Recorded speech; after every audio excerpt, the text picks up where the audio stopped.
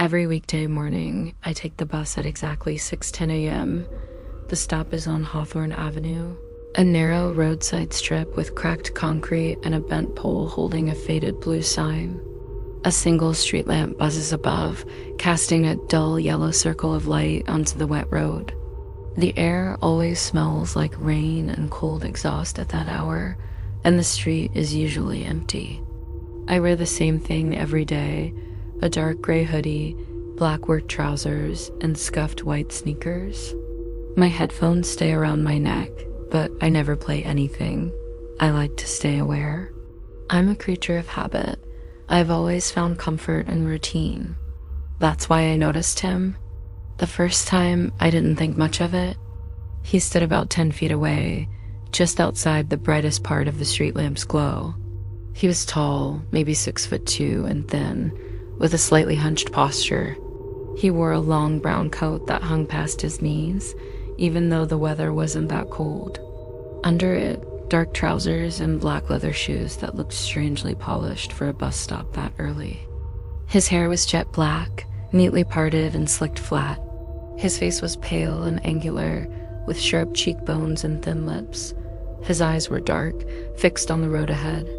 He stood perfectly still, hands folded behind his back. No phone, no bag, nothing. He didn't look at me or acknowledge me at all. The bus came, I got on, and I forgot about him. But the next morning, he was there again. Same spot, same distance, same brown coat, polished shoes, and folded hands. The street lamp buzzed, the road glistened, and he stood just outside the light, waiting. By the fourth day, I knew something was wrong. I changed my routine. I went to a different bus stop 3 blocks south, one with a brighter lamp and more foot traffic. When I arrived, he was already there. Same tall frame, same brown coat, standing 10 feet away with his hands behind his back, as if he had been waiting for a long time. Another morning, I walked 15 minutes to a main road near a grocery store, where delivery trucks idled and security cameras were mounted on poles. He stood at the edge of the light, half-shadowed, coat unmoving, posture unchanged. Always 10 feet away, always still. On Friday, I left my apartment early at 5:40 a.m., thinking there was no way he could anticipate that.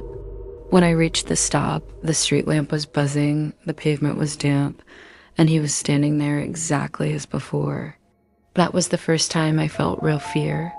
One morning, I pretended to scroll on my phone and angled the screen toward him, watching his reflection. Without turning his head, without changing his posture, he spoke. His voice was calm and even. "You won't catch me doing anything wrong." My stomach dropped. I hadn't said a word. He slowly turned to face me, stepping just enough into the light for me to see his face clearly. His features looked rehearsed, like every expression had been practiced. His dark eyes locked onto mine without blinking. "You take the 6:22 on Mondays," he said.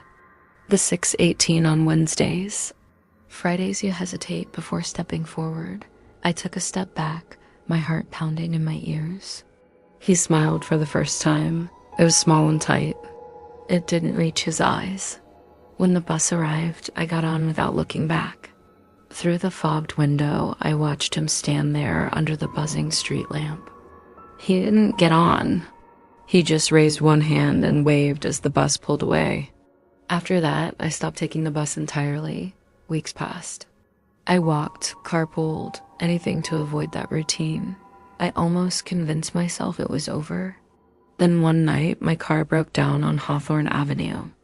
Same cracked sidewalk, same bent pole, same yellow street lamp buzzing overhead, and beneath it, standing just outside the light, was the man. Same brown coat, polished shoes, and folded hands.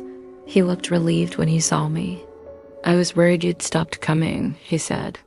I asked him why he was always there, why he kept waiting. He tilted his head slightly, as if the answer should have been obvious. "This is where I'm supposed to wait." I asked him who he was waiting for. He took one slow step forward, closing the distance he had always kept. 10 feet became 5. "You," he said. I ran. The next morning, I moved. New apartment, new job, new city, new routines. But sometimes when I'm standing somewhere unfamiliar, under a street lamp that buzzes too softly, I get the feeling that I'm late, that someone has already been there for a while. Standing 10 feet away, hands folded behind their back, waiting. Thanks for watching. Remember to subscribe for more strange stories.